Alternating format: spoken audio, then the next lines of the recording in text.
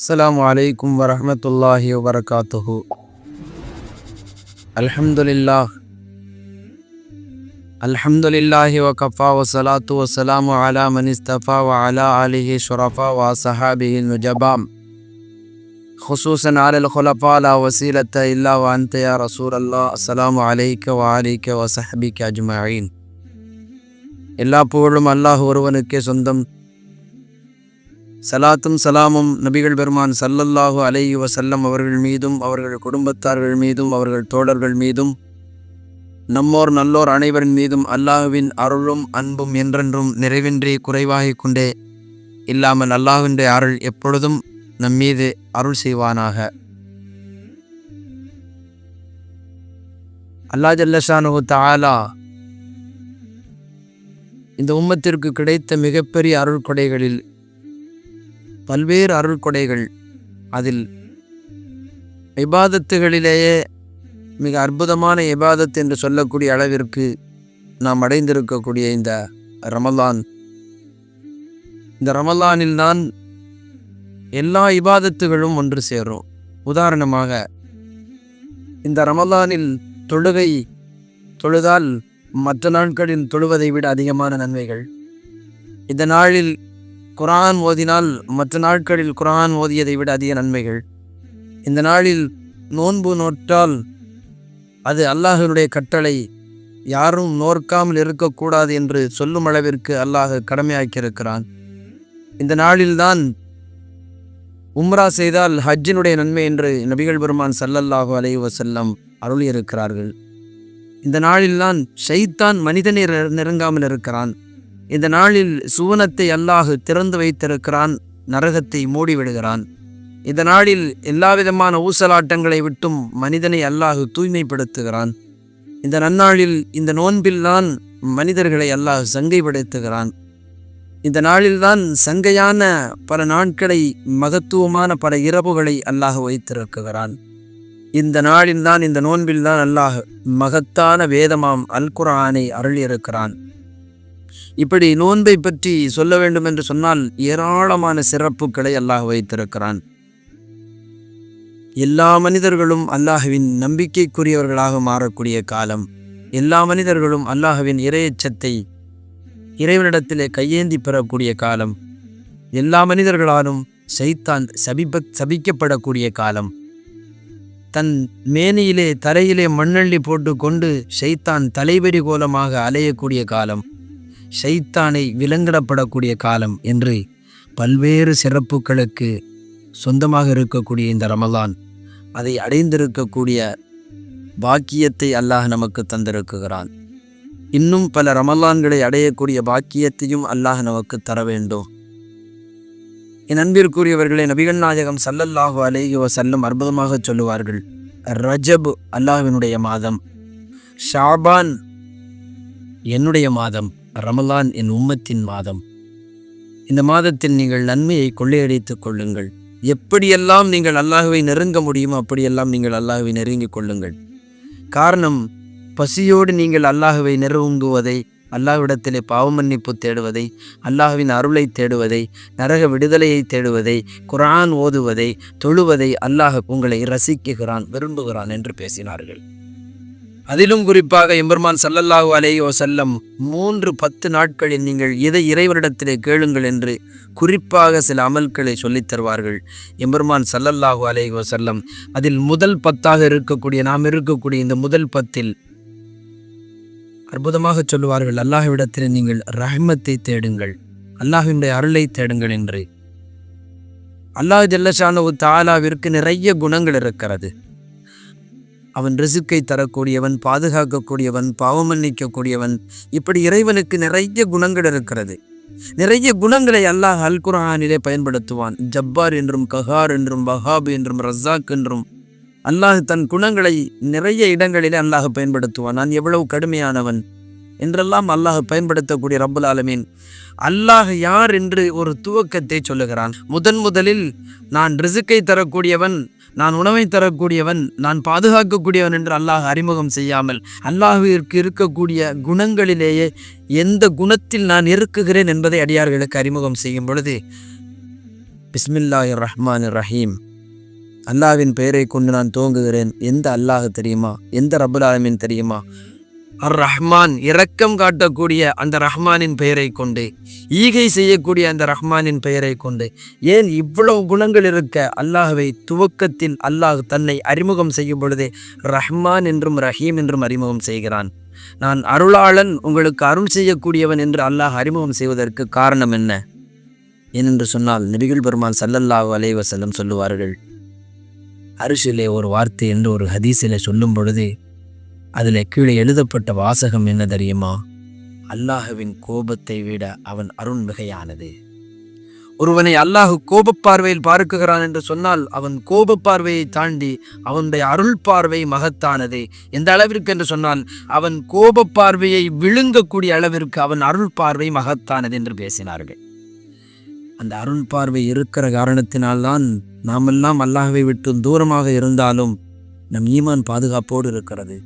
நாம் அல்லாஹ்வை விட்டு விலங்கி இருந்தாலும் ரமலானில் மட்டும் அல்லாஹ்வை நெருங்கினாலும் அல்லாஹ் இருக்கிறான் என்று நாம் பள்ளிவாசலுக்கு ஓடி வந்தாலும் அல்லாஹ் நம்மை எல்லா விதத்திலும் பாதுகாத்து கொண்டிருக்கிறான் என்று சொன்னால் அந்த மகத்தான அருள், அந்த மகத்தான அல்லாஹ்விடத்தில் இருக்கக்கூடிய அந்த மகத்தான அருள், நம் மீது இருக்கக்கூடிய அந்த மகத்தான இரக்கம். ஏனென்று சொன்னால் எல்லா குணங்களை விட இரக்கத்தில் அல்லாஹ்வினுடைய குணங்களிலேயே மகத்தான குணம் அல்லாஹ்வினுடைய இரக்கம், அல்லாஹ்வினுடைய அருள். அதைத்தான் நீங்கள் முதல் பத்திலே கேளுங்கள். ஏனென்று சொன்னால் அல்லாஹ்வினுடைய அருள் கிடைத்து விட்டது என்று சொன்னால், அல்லாஹ்வினுடைய நற்பாக்கியம் கிடைத்து விட்டது என்று சொன்னால், அல்லாஹ்வினுடைய திருப்பொருத்தம் உங்களுக்கு கிடைத்து விட்டது என்று சொன்னால் உலகத்தில் அதைவிட வேறொன்றும் இல்லை. நம் மீது அல்லாஹ் அருள் இருக்க போய்த்தான், நம்மை அல்லாஹ் அருள் பார்வையில் பார்க்க போய்த்தான் எத்தனையோ நபர்கள் ஏதோ ஒரு தெய்வத்திற்கு முன்னால் மண்டியிட்டு கிடக்கக்கூடிய மக்களுக்கு மத்தியிலே மகத்தான இறைவனை சிந்தித்து வணங்கக்கூடிய அளவிற்கு அல்லாஹ் நம்மை வைத்திருக்கிறான். நம் மீது அல்லாஹ்வினுடைய அருள் பார்வை இருக்க போய்த்தான் அல்லாஹ் உயர்ந்தவன், அவனிடத்தில் நாம் பாவ மன்னிப்பு தேட வேண்டும் என்று பள்ளி வாயில்களில் அல்லாஹ் நம்மை அமர வைத்திருக்கிறான். அவனுடைய அருள் பார்வைதான் நம்மை பாவம் செய்யும் பொழுது பதற வைக்குகிறது, அல்லாஹ் தண்டிப்பான் என்ற எண்ணத்தை தருகிறது. அந்த அருள் பார்வைதான் நம்மை இஸ்லாத்தில் இணைய வைத்து நம்மை அமல் செய்ய வைக்குகிறது, சிந்திக்க வைக்குகிறது, செயல்பட வைக்குகிறது. அல்லாஹ்வுடைய அருள் பார்வை. குர்ஆனில் ஒரு செய்தி அல்லாஹ் சொல்லுவான், அய்யூப் அலைஹிஸ்ஸலாத்திற்கு ஏராளமான நோய் தீர்க்க முடியாத நோயினால் பாதிக்கப்படுகிறார்கள். அய்யூப இத நாதா ரப்பஹு அன்னி மஸ்ஸனிய துர், அல்லாஹ் குர்ஆனில் பயன்படுத்துவான். எந்த அளவிற்கு என்று சொன்னால் இடர் அவரை பிடித்து கொண்ட அந்த நேரத்தில் அந்த அளவிற்கு வரலாற்றில் எழுதுவார்கள், இனி எதுவும் இல்லை என்று சொல்லக்கூடிய அளவிற்கு எல்லாவற்றையும் அனுபவித்து மிகப்பெரிய சோதனைக்கு உள்ளாகிறார்கள் ஹலரத் அய்யூப் அலைஹிஸ்ஸலாம். ஆனால் அவர்கள் ஒரு வார்த்தை கேட்குகிறார்கள். நான் நோயிலே பிடிக்கப்பட்ட அய்யூப் அலைஹிஸ்ஸலாம் அல்லாஹ் இப்படித்தான் பயன்படுத்துவான். அய்யூப இத நாதா ரப்பஹு அன்னி மஸ்ஸனிய துர் வ அன்த அர்ஹமுர் ராஹிமீன். இறைவா, என்னுடைய நோயை நீக்கி எனக்கு ஷிஃபா வைத்தா, என்னை விமோச்சனத்திற்கு உள்ளாக்கி, என்னை மகத்தான முறையில் நீ ஆக்கு என்று அய்யூப் அலைஹிஸ்ஸலாம் கேட்கவில்லை. அய்யூப் அலைஹிஸ்ஸலாம் கேட்ட வார்த்தை என்ன தெரியுமா? அன்னி மஸ்ஸனிய துர்ரு வ அன்த அர்ஹமுர் ராஹிமீன். அவ்வளவு இடரும் வந்ததற்கு பின்னால் இரக்கமுள்ளவனே, ஈகையுள்ளவனே, என் மீது அருள் செய்யக்கூடியவனே, அருளாளனே என்று அய்யூப் அலைஹிஸ்ஸலாம் கேட்ட உடனேயே அல்லாஹ் அதற்கு பின்பு ஒரு வார்த்தையை பயன்படுத்துவான், எல்லா நோயையும் உனக்கு நான் நீக்கிவிட்டேன். இந்த ரஹ்மத்தி என்று அல்லாஹ் பயன்படுத்துவான். எப்படி என்று சொன்னால் எல்லாம் உன் புறத்திலிருந்து வரக்கூடிய ரஹ்மத்தை என்று அல்லாஹுவை பெருமைப்படுத்திய காரணத்தினால், அவனுடைய ரஹ்மத்தை புகழ்ந்த காரணத்தினால், அல்லாஹ்விடத்திலே அவனுடைய ரஹ்மத்தை தேடிய காரணத்தினால் இருந்த எல்லாம் சுபிட்சமாகி உங்களுக்கு குடும்பத்தையும் உங்களுக்கு நலவையும் எல்லாவற்றையும் உங்களுக்கு தந்திருக்கிறேன் என்று மகத்தான முறையில் அல்லாஹ் சொல்லுகிறான் என்று சொன்னால், அல்லாஹ்வினுடைய மன்னிப்பும் கருணையும் வேண்டும் என்று சொன்னால் முதலில் அவனுடைய அருட்பார்வை வேண்டும். அந்த அருளை நீங்கள், அந்த ரஹ்மத்தை நீங்கள் அல்லாஹ்விடத்திலே கேளுங்கள். அந்த ரஹ்மத் இருக்கும் என்று சொன்னால் நீங்கள் பாவியாக மாட்டீர்கள். அந்த ரஹ்மத் இருந்தால் நீங்கள் பாவம் செய்ய மாட்டீர்கள். அந்த ரஹ்மத் இருந்தால் அல்லாஹ்வை விட்டும் நீங்கள் தூரமாக மாட்டீர்கள். அந்த ரஹ்மத் இருந்தால் உங்களுடைய குடும்பங்களுக்கு மத்தியிலே சண்டை சச்சரவுகள் இருக்காது. அந்த ரஹ்மத் இருந்தால் உங்களுடைய சமுதாயத்திற்கு மத்தியிலே பிளவுகள் இருக்காது. அந்த ரஹ்மத் இருந்தால் உங்களுக்கு மத்தியிலே கோபதாபங்கள் இருக்காது. அந்த ரஹ்மத் இருந்தால் கண்ணியமான நாட்களில் அமல் செய்வதற்கு பள்ளிவாசலுக்கு வருவோம். அந்த ரஹ்மத் இருந்தால் தாய் தந்தையர்களை, உறவினர்களை, பெரியவர்களை மதிக்கக்கூடிய பாக்கியம் கிடைக்கும். அதனால் நீங்கள் முதல் பத்தில் அல்லாஹ்விடத்திலே அவனுடைய அருளை தேடுங்கள், ரஹ்மத்தை தேடுங்கள் என்று பேசினார்கள். என் அன்பிற்குரியவர்களே, அவனுடைய அருள் கிடைத்து விட்டது என்று சொன்னால் எல்லாம் கிடைத்துவிடும். ஒரு மன்னன் கிடைத்து விட்டான் என்று சொன்னால் அந்த மன்னனிடத்தில் இருக்கக்கூடிய மாளிகைகள் பெரிதல்ல, மாணிக்கங்கள் பெரிதல்ல. மன்னனே கிடைத்து விட்டான் என்று சொன்னால் அந்த மன்னனை தொடக்கூடிய அந்த மகத்தான இறைவனை பிடிக்கக்கூடிய இறைவன் மகிழ்ச்சியாக கேட்கக்கூடிய வார்த்தை, அய்யூப் அலைஹிஸ்ஸலாம் என் நோயை நீக்கு என்று கேட்கவில்லை, எனக்கு ஷிஃபாவை தா என்று கேட்கவில்லை, இவ்வளவு நோயை கொடுமையை எனக்கு தந்துவிட்டாயே என்று கேட்கவில்லை. ஆனால் அய்யூப் அலைஹிஸ்ஸலாம் கேட்டதெல்லாம் நீ அர்ஹமுர் ராஹிமீன் என்று கேட்டார்கள். அவனுடைய அந்த மகத்தான குணம், குணங்களிலேயே அல்லாஹ்விற்கு மகத்தான குணம் ரஹ்மத். அதனால்தான் தனக்கு நிறைய குணங்கள் இருந்தால் தன்னை ரஹ்மத் என்று அறிமுகம் செய்கிறான். தன்னுடைய ஹபீபையும் ரஹ்மத் என்று அறிமுகம் செய்கிறான். ஒமா அர்சல்நாக்க இல்லா ரஹ்மத்தல் லில் ஆலமீன். நபிகளாரை நிறைய குணங்களில் அல்லாஹ் பேசினாலும் உங்களுக்கு அருள்கொடை என்று அறிமுகம் செய்யும் பொழுது உங்கள் அருள்கொடை என்று அல்லாஹ் அறிமுகம் செய்கிறான். தன்னையும் அருள் ரஹ்மத் என்று அறிமுகம் செய்கிறான், தன் ஹபீபையும் அருள் ரஹ்மத் என்று அறிமுகம் செய்கிறான். அந்த ரஹ்மத்தை நீங்கள் அல்லாஹ்விடத்தில் கேளுங்கள் என்று எம்பெருமான் ஸல்லல்லாஹு அலைஹி வஸல்லம் நீங்கள் முதல் பத்தில் அதிகமாக அல்லாஹ்விடத்திலே நீங்கள் ரஹ்மத்தை கேளுங்கள். முதல் பத்தில் நீங்கள் அல்லாஹ்விடத்திலே ரஹ்மத்தை கேளுங்கள். ஏனென்று சொன்னால் அல்லாஹ்விடத்திலே ரஹ்மத்தை கேட்கும் பொழுது அவன் ஆனந்தம் அடைகிறான். நீ மகத்தானவன், நீ மன்னிக்கக்கூடியவன் என்று அவனிடத்திலே அவனை பற்றி புகழும் பொழுது அவன் இரக்கம் உள்ளவன். உலகத்தில் அவனை போன்ற உலகத்தில் யாரும் இரக்கம் காட்ட முடியாது. எந்த தாயாக இருந்தாலும் கடிந்து கொள்வாள், எந்த தந்தையாக இருந்தாலும் கடிந்து கொள்வான், எந்த உறவினர்களாக இருந்தாலும் நண்பர்களாக இருந்தாலும் ஒரு கட்டத்தில் கடிந்து கொள்வார்கள். எவ்வளவுதான் சோதனைகள் தந்தாலும், எவ்வளவுதான் மனிதன் மறந்து சென்றாலும், அவன் படைத்த ரப்புல் ஆலமீனுடைய ரிசுக்கை, உணவை, உறைவிடத்தை, மனைவி மக்களை, எல்லா விதமான சுக துக்கங்களை எல்லாவற்றையும் அனுபவித்தும் அல்லாஹ்வை மறந்து வாழ்ந்தாலும் நான் அவனுடைய அருள் மனிதனை மறப்பதில்லை. அவனுடைய அருள் பாக்கியம் இந்த மனிதனை மறக்கவில்லை. மனிதனுக்கு தேவையான எல்லாவற்றையும் அல்லாஹ் கொடுக்குகிறான். வணங்கியதற்கும் வணங்காதவருக்கும் எல்லோருக்கும் அல்லாஹ் கொடுக்குகிறான் என்று சொன்னால் அந்த மகத்தான அருள் இருக்குகிறதே, அது அவனுடைய கடினமான குணத்தை கூட முறியடித்துவிடும் என்று எம்பெருமான் ஸல்லல்லாஹு அலைஹி வஸல்லம் பேசினார்கள்.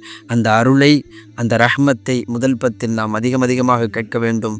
அதே நேரத்தில் இந்த ரமலானில் நாம் மீண்டும் மீண்டும் அல்லாஹ்விடத்திலே சொல்ல வேண்டியது சில செய்திகள் நாம் இந்த நாட்டிற்காக கேட்டாக வேண்டும். நம் சந்ததிகளினுடைய வாழ்க்கை விசாலத்திற்காக கேட்டாக வேண்டும். நீங்கள் இந்த ரமலானை கொஞ்சம் வேலைகள் எல்லாவற்றையும் தள்ளிவிட்டு இறைவனிடத்தில் கையேந்தக்கூடியதையும் குர்ஆன் ஓதக்கூடியதையும் பிரதானமான வேலையாக மாற்ற வேண்டும். அமல்களிலே திளைத்து அல்லாஹ்வை அடையக்கூடிய பாக்கியத்தை நாம் பெற்றிட வேண்டும்.